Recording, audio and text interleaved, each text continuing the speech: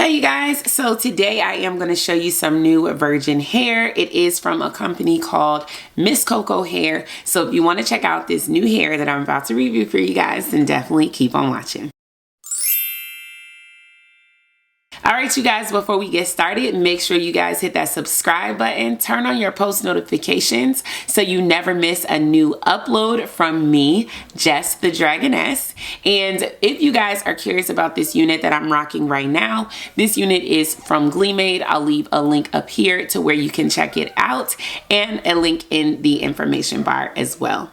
Alright you guys, so this is what the unit looks like. I did add a little foundation on the inside. I did bleach the knots as well. They bleached really, really nicely, so I'm definitely happy with the way that they look. And I went ahead and curled the hair with my my curling iron, and added a few large flexi rods. I did set the hair using my Indie hairspray. This is my favorite hairspray. I've been using it for years. So I'm gonna go ahead and take this unit off and go ahead and put this one on.